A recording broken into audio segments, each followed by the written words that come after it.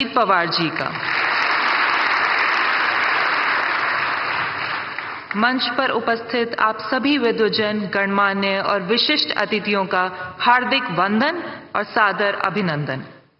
अब हम reserve bank governor से आग्रह करते हैं कि वे कृपया रिजर्व बैंक की ओर से माननीय प्रधानमंत्री महोदय को इस अविस्मरणीय क्षण की स्मृति स्वरूप एक स्मृति चिन्ह भेंट करें।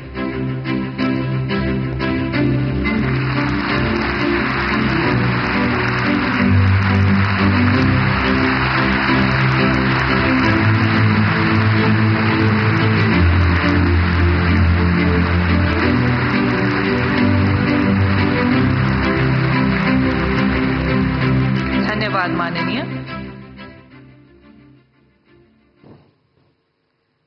आज हम भारतीय रिजर्व बैंक के 9 दशकों की विलक्षण यात्रा के उत्सव को अविस्मरणीय बनाने हेतु यहाँ एकत्रित हुए हैं। आज हम भारतीय रिजर्व बैंक का ऐसा रूप देख रहे हैं जो अभूतपूर्व बदलाव के मंथन से गुजरा है। अपनी इस यात्रा के दौरान रिजर्व बैंक ने कई महत्वपूर्ण निर्णय लिए, अनेक चुनौतियों का सामना भी किया। वह स्थिरता, विश्वास और विकास के अपने मूल सिद्धांतों पर हमेशा अटल रहा। आज के दिवस के उपलक्ष्य में रिजर्व बैंक वित्तीय प्रणाली में स्थिरता और विश्वास बनाए रखने और भारत की विकास यात्रा का समर्थन करने के प्रण की ओर खुद को नई ऊर्जा और उत्साह के साथ फिर से समर्पित करता है। इसी के साथ हम रिजर्व बैंक गवर्नर से आग्रह करते हैं कि कृपया अपना स्वागत संबोधन दें।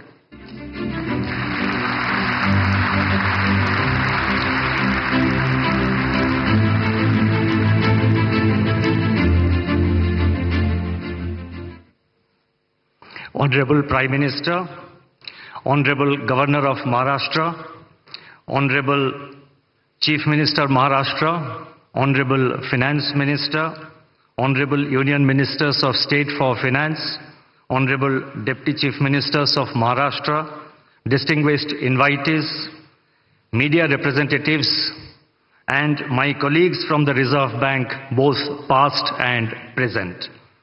Today, the Reserve Bank of India enters the 90th year from its establishment on April 1, 1935. The journey of the Reserve Bank over the last 9 decades has been one of efficient functioning and contribution to the nation's progress. On this momentous occasion, it's my proud privilege on behalf of the Reserve Bank of India to welcome the Honorable Prime Minister to this commemorative event. Sir, your presence here amidst your very busy schedule is a source of great inspiration to all of us in the Reserve Bank.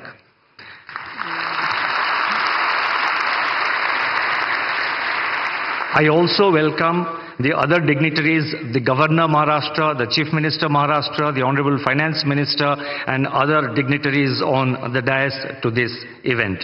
Further, I welcome all distinguished dignitaries who are present here, all our invitees, and each one of you who has made it convenient to be here.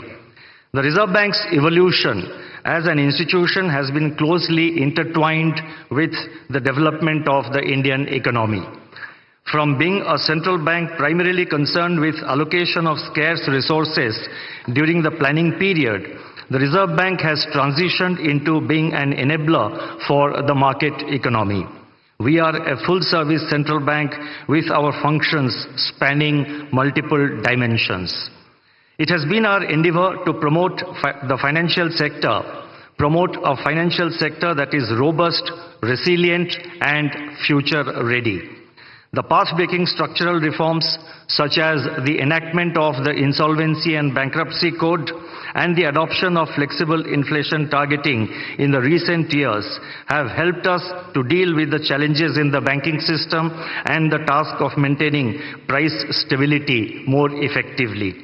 Given the rapid changes taking place in today's world, especially in the areas of technology, innovation, business practices, and growing complexities in the financial sector, the Reserve Bank is constantly evaluating the emerging trends and taking necessary policy measures to remain in sync with the changing times.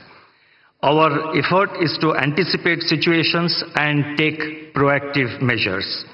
The global turmoil arising from the COVID-19 pandemic and the ongoing geopolitical hostilities have tested the resilience of every economy in the world, including India. The well-calibrated and coordinated monetary and fiscal policies adopted in our country went a long way in shielding our economy from these shocks and helped us to emerge even stronger than before. It's a matter of satisfaction that today our GDP growth is robust, inflation is moderating, the financial sector is stable, the external sector remains resilient, and the forex reserves are at an all-time high. Over the years, the Reserve Bank has emerged as a symbol of stability, resilience, and commitment to the welfare of our citizens. This has been possible due to the contributions made by generations of the team RBI. As we move towards RBI at 100, the Reserve Bank remains focused on ensuring a stable and strong financial system that would act as a bedrock for our country's economic progress.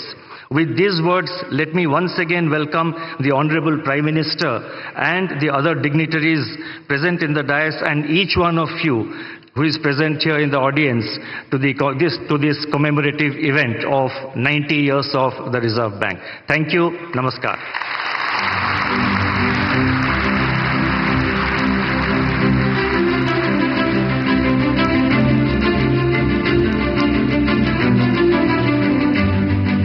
धन्यवाद। अब हमारा आग्रह है माननीय वित्त मंत्री महोदया श्रीमती निर्मला सीतारमण जी से कि कृपया अपना विशेष संबोधन दें।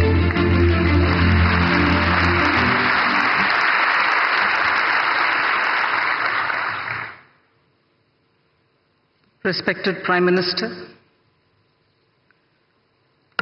Honorable Governor of Maharashtra, Chief Minister of Maharashtra, my colleagues in the Council of Ministers, Deputy Chief Ministers of Maharashtra, Governor Reserve Bank, all invited dignitaries, media, I'm here on a very happy occasion when today we mark the 90th anniversary of Reserve Bank of India. RBI, the Central Bank of India, has actually had a remarkable checkered history. It stands tall among its peers on several counts. Once in a century pandemic, the COVID, hit us.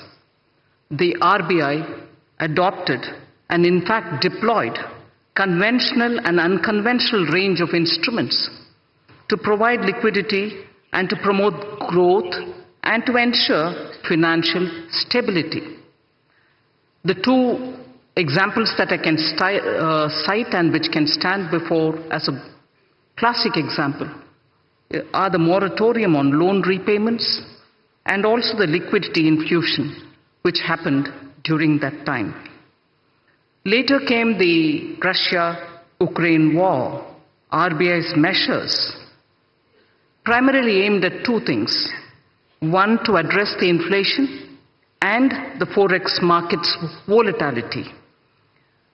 RBI, in fact, has been one of the earliest to recognize the non-transient nature of inflation. One of the few central banks, if I may say so, to front-load policy rate hikes in particular. Forex reserve management is also something on which we have this opportune moment to recall the work done by the RBI. Building up reserves, including foreign exchange interventions. In the past few years, India's capacity to manage and also to take care of external imbalances and uncertainties have significantly improved purely because of the professional management of the RBI. Rupee has exhibited lower volatility and orderly movements is what we notice of the rupee, and they are in relative terms to the rest of its peers. Managing India's banks is something which I'll recall at this time. A decade ago, balance sheet problem, today is a balance sheet advantage, and that advantage accrues to our economy. Collaborative effort of the Government of India and RBI, the asset quality management, prompt corrective action framework are all great functions well carried out by our true regulator of the banks, Reserve Bank of India. Fiscal and monetary policy coordination, as always, the Government of India is one of the governments, like very many others, and RBI manages its debt, which is very important for government. Inflation management, despite monetary tightening pressures and the measures which have been taken for monetary tightening, has stabilized the G-Sec yields, which is very important for the economy. The stability in G-Sec markets has contributed to overall financial market resilience and investor confidence in the Indian economy. Lastly, the Bank of International Settlements, BIS, has mentioned significant role played by RBI in a very unconventional point. RBI's role in anchoring inflation expectations using communication policy is significant, is what the BIS has said. And I am sure not one in this audience would disagree with that. Apart from forward guidance, it was used for explaining the rationale. The policy of communication management has been used for explaining the rationale for the measures taken by the RBI. Thus, in the economy, confidence was built, and then optimism, if I can say so, optimism has been held up even during pandemic, held high and never let down. So optimism building is a very beautiful function which the RBI during crisis time has handled, because it adopted this unconventional instrument of communication with the people. And final word, institutional integrity is something which I would credit the RBI, and among very many central banks, India's RBI, for its institutional credibility, needs a big applause in the 90th anniversary. Thank you very much.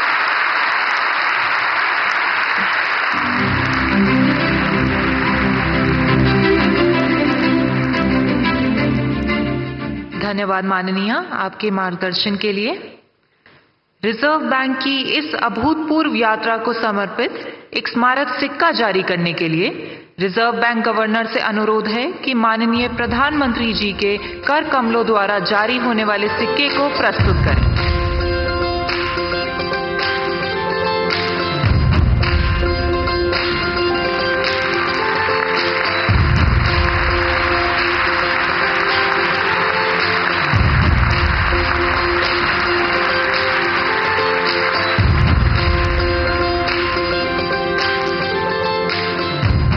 बहुत बहुत धन्यवाद माननीय। आज हम एक ऐसे ऐतिहासिक क्षण के साक्षी बन रहे हैं जहां हम भारतीय रिजर्व बैंक के 9 दशकों की यात्रा को मना रहे हैं, जिसमें रिजर्व बैंक ने कई नई कार्यप्रणालियों की शुरुआत की और कई पुराने कार्यों में नवीनता लाई है। आइए देखते हैं इस यात्रा को दर्शाते हुए एक लघु film.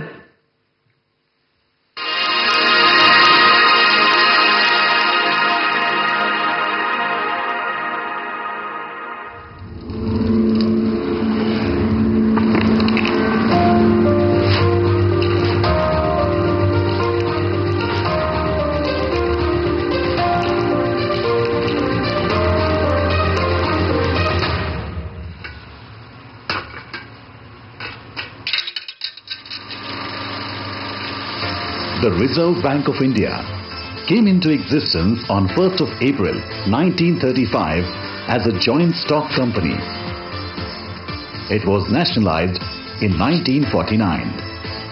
Over the last 9 decades, Through its multifarious functions, the RBI has played a crucial role in the development of Indian financial sector and the economy.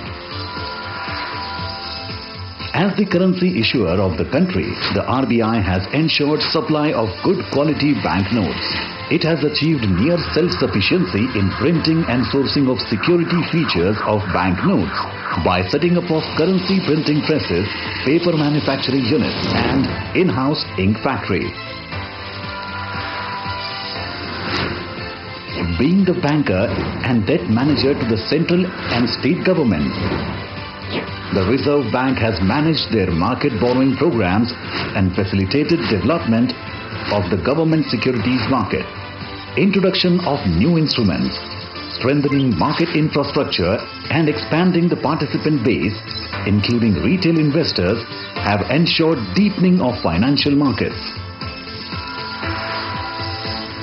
India's monetary policy framework has evolved from monetary targeting to flexible inflation targeting, which was introduced in 2016. This was a major structural reform and has fostered price stability. RBI's monetary policy decisions are backed by its robust research and data analysis. The Reserve Bank is also responsible for the country's foreign exchange and reserves management. Its role has evolved over the years from being a regulator to a facilitator in an environment of market-determined exchange rates. A number of measures have been taken to simplify foreign exchange regulations for facilitating investment and trade.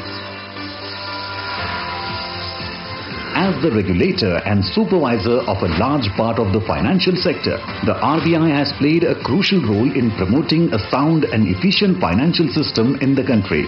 The regulatory and supervisory architecture of the financial system has been comprehensively restructured in the recent years. As a part of its commitment to financial inclusion, the Reserve Bank's policy on priority sector lending and many other measures has channelized credit to the needy sectors of the economy. This has given a strong fillip to financial inclusion.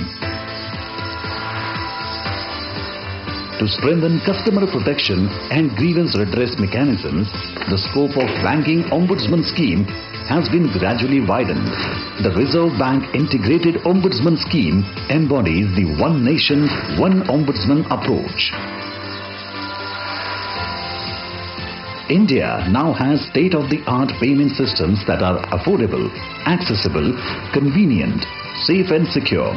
The country has acquired a leadership position in digital payments landscape. As a regulator of the payment system, the RBI has played a significant role on making this possible. As part of promoting responsible innovations in financial services, the regulatory sandbox of the Reserve Bank provides a platform for developing solutions with focus on innovation and research in the fintech space. Giving further fillip to innovation, the RBI has taken a pioneering role among central banks by introducing the digital rupee, the central bank digital currency, in 2022 as a pilot project. The RBI has also been an institution builder in niche areas of the financial services sector.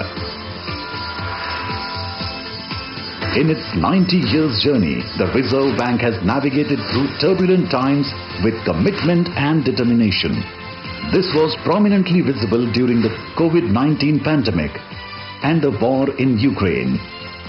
India's financial system and the economy have emerged stronger from these unprecedented global shocks. As we commemorate 90 years of the RBI, we rededicate ourselves to building a robust financial system that is future-ready and contributes to the well-being of our country and the people.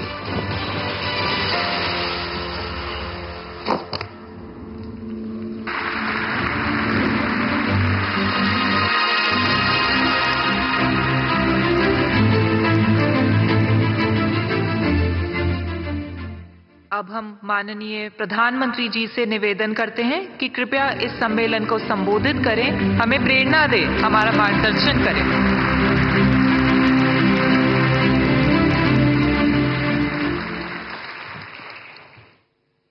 Maharashtra के राज्यपाल श्री रमेश बैस जी, मुख्यमंत्री श्रीमान एकनाथ शिंदे जी, मंत्रिमंडल के मेरे सहयोगी निर्मला सीतारमण जी, भागवत कराड़ जी, पंकज चौधरी जी, महाराष्ट्र सरकार के उप मुख्यमंत्री देवेंद्र जी अजीत जी, रिजर्व बैंक के governor Shaktikanta Das ji, reserve bank of India के अधिकारी, अन्य महानुभाव, देवी और सज्जनों, आज भारत का रिजर्व बैंक एक ऐतिहासिक पड़ाव पर पहुंचा है। आरबीआई ने अपने 90 इयर्स पूरे किए हैं। एक संस्थान के रूप में आरबीआई आजादी के पहले और आजादी के बाद दोनों ही कालखंड का गवाह है। आज पूरी दुनिया में आरबीआई की पहचान उसके प्रोफेशनलिज्म और कमिटमेंट की वजह से बनी है। मैं आप सभी को रिजर्व बैंक ऑफ इंडिया के सभी कर्मचारियों और अधिकारियों को आरबीआई की स्थापना के 90 इयर्स की बधाई देता हूं।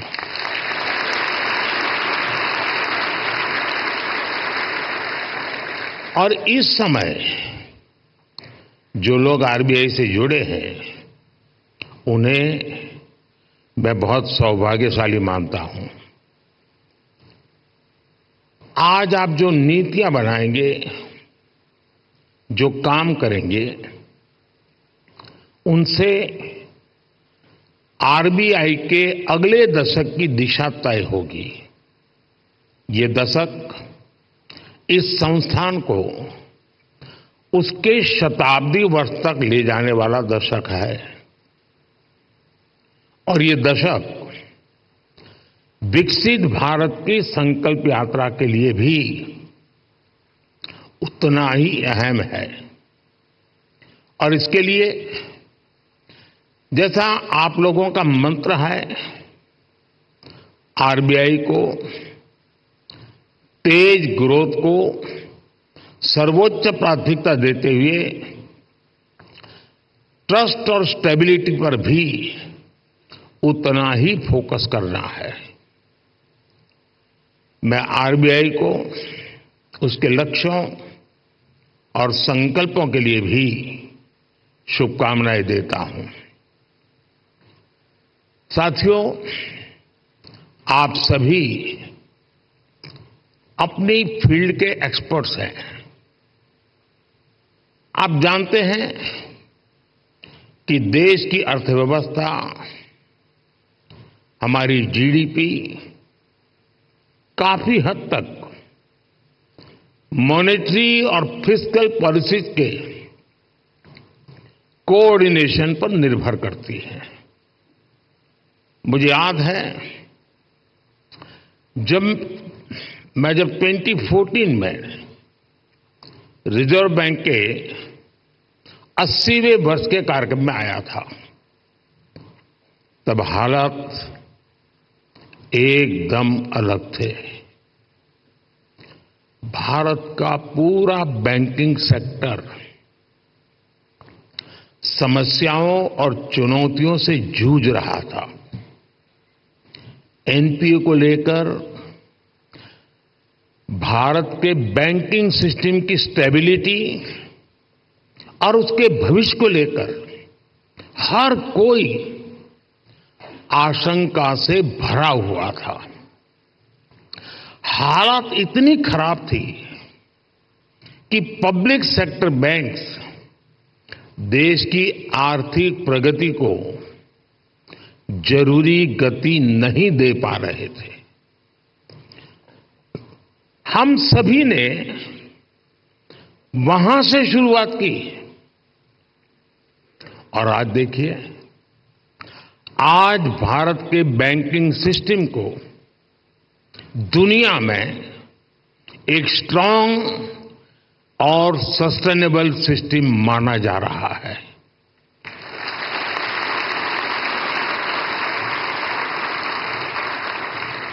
जो बैंकिंग सिस्टम कभी डूबने की कगार पर था, वो बैंकिंग सिस्टम अब प्रॉफिट में आ गया है और क्रेडिट में रिकॉर्ड वृद्धि दिखा रहा है। फ्रेंड्स, आप भी जानते हैं कि सिर्फ 10 साल में इतना बड़ा परिवर्तन आना आसान नहीं था। ये बदलाव इसलिए आया क्योंकि हमारी नीति, नियत और निर्णयों में स्पष्टता थी। ये बदलाव इसलिए आया क्योंकि हमारे प्रयासों में दृढ़ता थी, ईमानदारी थी। आज देश देख रहा है, जब नीयत सही होती है तो नीति सही होती है। जब नीति सही होती है तो निर्णय सही होते हैं, और जब निर्णय सही होते हैं तो नतीजे सही मिलते हैं।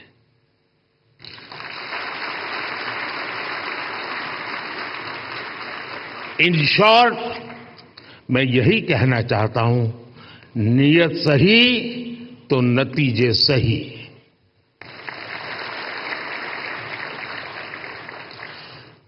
कैसे देश का बैंकिंग सिस्टम ट्रांसफॉर्म हुआ, ये अपने आप में एक स्टडी का विषय है।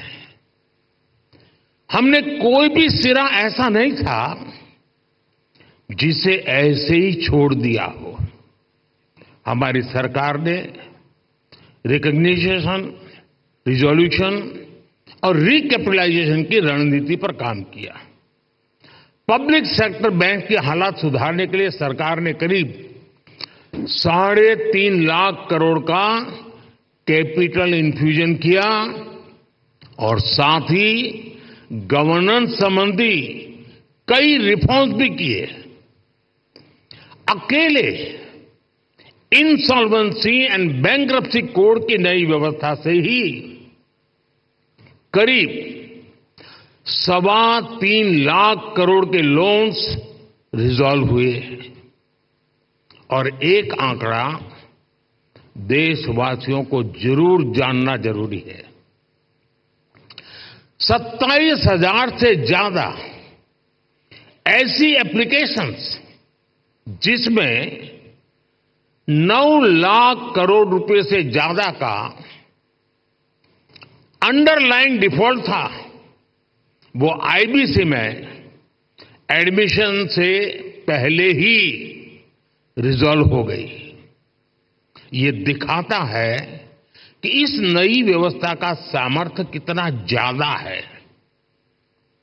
बैंकों का जो ग्रॉस एनपीए 2018 में 11.25% के आसपास था, वो सितंबर 2023 आते आते 3% से भी कम हो गया।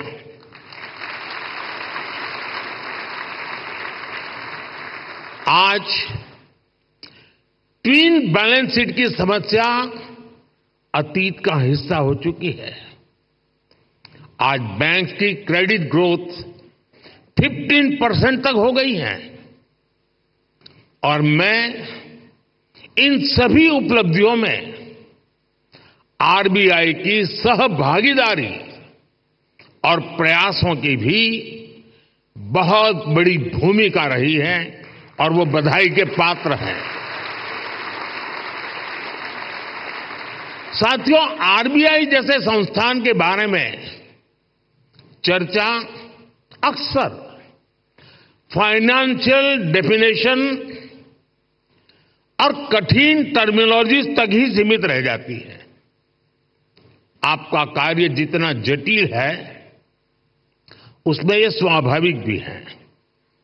लेकिन आप जो काम करते हैं उससे देश के सामान्य मानव का जीवन सीधे तौर पर प्रभावित होता है। बीते 10 वर्षों में हमने सेंट्रल बैंक, बैंकिंग सिस्टम और अंतिम पायदान पर खड़े व्यक्ति के बीच इस कनेक्ट को हाईलाइट किया है। गरीबों का फाइनेंशियल इंक्लूजन आज इसका बहुत बड़ा उदाहरण है। आज देश में 52 करोड़ जनधन खाते हैं। इनमें भी 55% से ज्यादा खाते महिलाओं के नाम पर है।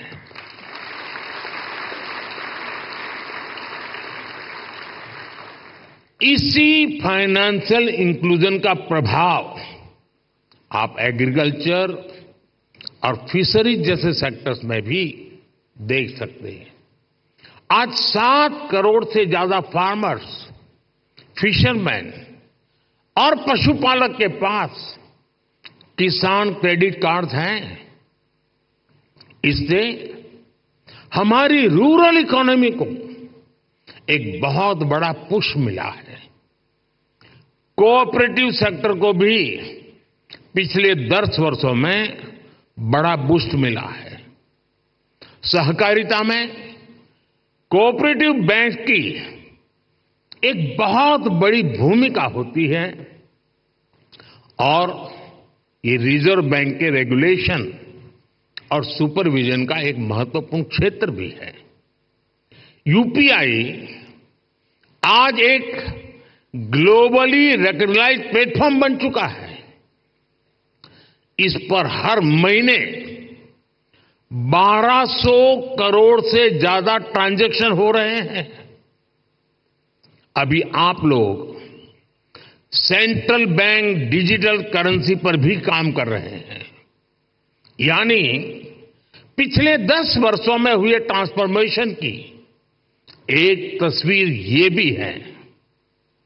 एक दशक के भीतर ही हम पूरी तरह से एक नई बैंकिंग व्यवस्था, एक नई अर्थव्यवस्था और नए करेंसी एक्सपीरियंस में प्रवेश कर चुके हैं।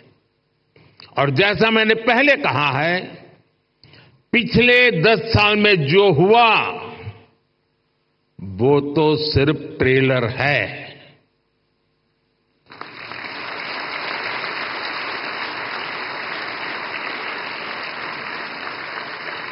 अभी तो बहुत कुछ करना है। अभी तो हमें देश को बहुत आगे लेकर जाना है।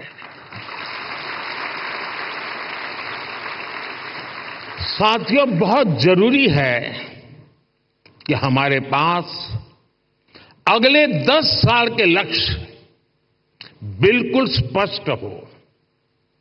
हमें मिलकर अगले 10 साल में डिजिटल ट्रांजैक्शन की संभावनाओं को विस्तार देना होगा। हमें कैशलेस इकोनॉमी से आ रहे इन बदलावों पर नजर भी रखनी होगी। हमें फाइनेंशियल इंक्लूजन और एम्पावरिंग एफर्ट्स को भी और बेहतर करना होगा। साथियों, इतनी बड़ी जनसंख्या की बैंकिंग नीड्स भी अलग अलग हो सकती है। कई लोग फिजिकल ब्रांच मॉडल को पसंद करते हैं, कई लोगों को डिजिटल डिलीवरी पसंद होती है। देश को ऐसी नीतियां बनाने की जरूरत है जिससे ईज ऑफ डूइंग बैंकिंग बेहतर हो और सभी को उनकी जरूरत के अनुसार क्रेडिट एक्सेस मिल सके। डीपीआई के क्षेत्र में भारत को अग्रणी बनाने के लिए हमें आर्टिफिशियल इंटेलिजेंस, मशीन लर्निंग की निरंतर मदद लेनी चाहिए। भारत की प्रगति तेज गति से हो, इंक्लूसिव हो, सस्टेनेबल हो, इसके लिए रिजर्व बैंक को लगातार कदम उठाते रहने होंगे। एक रेगुलेटर के तौर पर आरबीआई ने बैंकिंग सेक्टर में रूल बेस्ड डिसिप्लिन और फाइनेंशियली प्रूडेंशियल प्रैक्टिसेस को सुनिश्चित कराया है, लेकिन इसके साथ ही ये भी आवश्यक है कि आरबीआई विभिन्न सेक्टर्स की भविष्य की जरूरतों का आकलन करते हुए अभी से तैयारी करे, बैंकों को प्रोत्साहित करे, प्रोएक्टिव कदम उठाए। मैं आपको विश्वास दिलाता हूं कि सरकार आपके साथ है।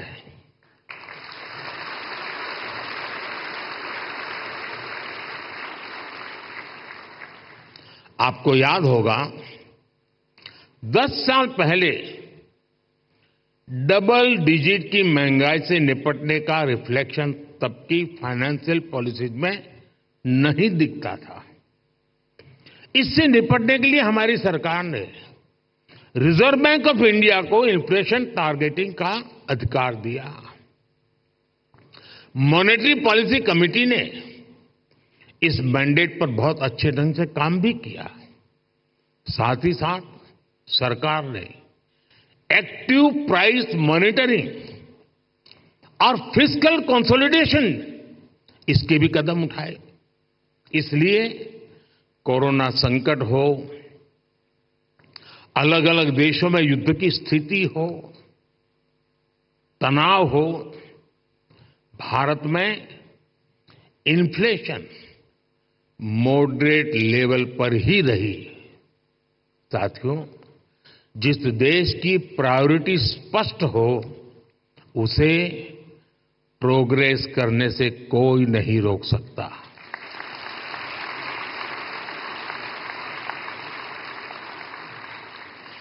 हमने कोरोना के दौरान फाइनेंशियल प्रूडेंस की चिंता भी की और सामान्य नागरिक के जीवन को भी सर्वोच्च प्राथमिकता दी।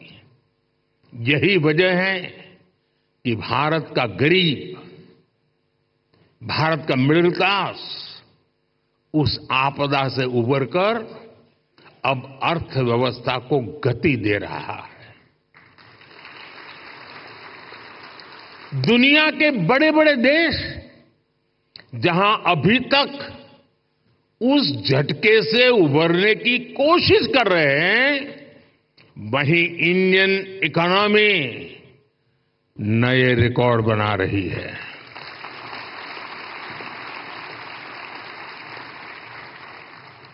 भारत की सफलता को आरबीआई वैश्विक स्तर पर ले जा सकता है। इन्फ्लेशन कंट्रोल और ग्रोथ में एक बैलेंस बनाना किसी भी डेवलपिंग कंट्री की बहुत यूनिक जरूरत होती है। इससे निपटने के लिए कौन कौन से मॉनेटरी टूल्स हो सकते हैं, इसके बारे में सोचना बहुत आवश्यक है। आरबीआई इसके लिए एक मॉडल बनकर ग्लोबल लीडरशिप की भूमिका निभा सकता है। और ये बात मैं 10 साल के अनुभव के बाद कहता हूं, और ये बात दुनिया को निकट से जानने समझने के बाद कह रहा हूं। और इससे पूरे ग्लोबल साउथ को बहुत बड़ी मदद मिल सकती है। फ्रेंड्स, अगले 10 साल के टारगेट तो तय करते हुए हमें एक बात और ध्यान रखनी है, वो है भारत के युवाओं की एस्पिरेशंस। भारत आज दुनिया के सबसे युवा देशों में से एक है। इस युवा एस्पिरेशंस को पूरा करने में आरबीआई का अहम रोल है। बीते 10 साल में सरकार की पॉलिसीज की वजह से नए नए सेक्टर्स बने हैं। इन सेक्टर्स में देश के युवाओं को नए अवसर मिल रहे हैं। आप देखिए, आज ग्रीन एनर्जी जैसे उभरते हुए क्षेत्रों का विस्तार हो रहा है। सरकार सोलर एनर्जी और ग्रीन हाइड्रोजन जैसे सेक्टर्स को प्रमोट कर रही है। आज देश में इथेनॉल ब्लेंडिंग को लगातार बढ़ाया गया है। डिजिटल टेक्नोलॉजी में आज भारत एक प्राइम प्लेयर बनकर उभरा है। हमने स्वदेशी 5G टेक्नोलॉजी पर काम किया है। डिफेंस सेक्टर हम बड़े एक्सपोर्टर की भूमिका में आ रहे हैं। एमएसएमई पूरी भारतीय अर्थव्यवस्था और मैन्युफैक्चरिंग सेक्टर की बैकबोन जैसे हैं। ऐसे सारे सेक्टर्स में अलग अलग तरीके के कर्ज की जरूरत होती है। कोरोना के समय हमने एमएसएमई सेक्टर के लिए जो क्रेडिट गारंटी स्कीम बनाई, उसने इस सेक्टर को बहुत बड़ी शक्ति दी थी। रिजर्व बैंक को भी आगे out of the box policies के बारे में सोचना होगा। और मैंने देखा है हमारे शक्तिकांत जी आउट ऑफ बॉक्स सोचने में माहिर है।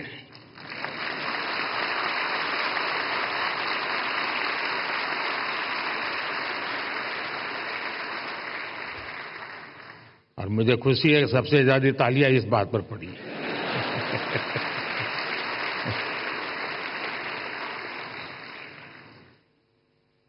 विशेषकर नए सेक्टर्स में हमारे युवाओं को पर्याप्त क्रेडिट अवेलेबिलिटी मिले, ये सुनिश्चित किया जाना बहुत जरूरी है। साथियों, 21वीं सदी में इनोवेशन का बहुत महत्व रहने वाला है। सरकार इनोवेशन पर रिकॉर्ड इन्वेस्ट कर रही है।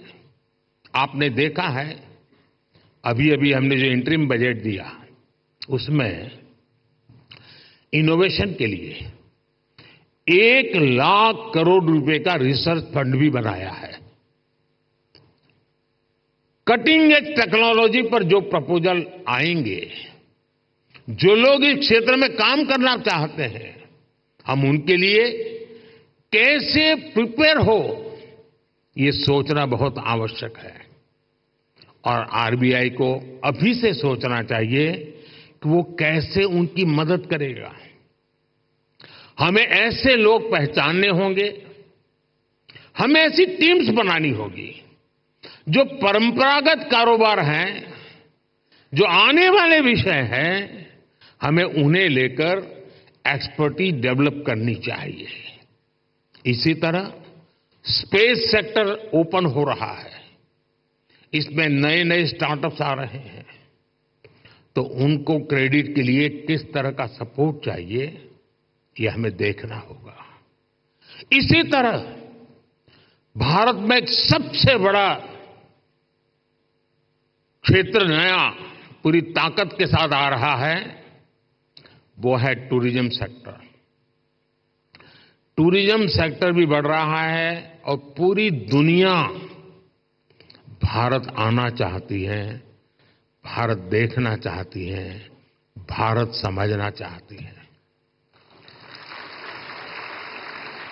अभी कहीं मैंने पढ़ा था, जो ये टूरिज्म के एक्सपर्ट होते हैं, उनका कहा है कि आने वाले वर्षों में रिलीजियस टूरिज्म में दुनिया का सबसे बड़ा कैपिटल अयोध्या बनने वाला है।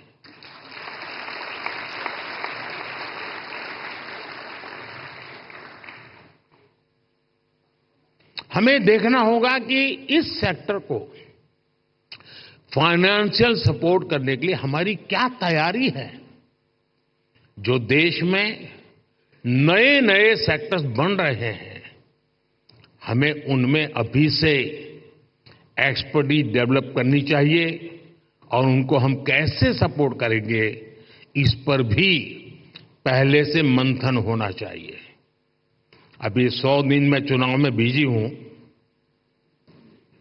तो आपके पास भरपूर समय है। आप सोच के रखिए, क्योंकि शपथ लेने के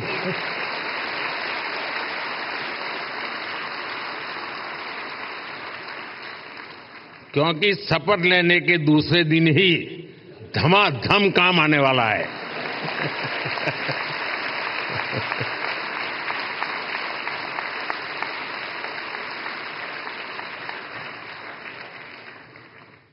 साथियों, हम लोगों ने फाइनेंशियल इंक्लूजन पर बहुत काम किया है, डिजिटल पेमेंट पर बहुत काम किया है। इससे हमारे छोटे बिजनेस की, रेहड़ी पटरी वालों की फाइनेंशियल कैपेसिटी अब ट्रांसपेरेंटली दिखाई देने लगी है। अब इस जानकारी का उपयोग करते हुए हमें उन्हें फाइनेंशियल एम्पावर करना है। फ्रेंड्स, हमें मिलकर अगले 10 वर्षों में एक और बड़ा काम करना है। हमें भारत की आर्थिक आत्मनिर्भरता को बढ़ाना है। हमें कोशिश करनी है कि हमारी इकोनॉमी दुनिया के संकटों से कम प्रभावित हो।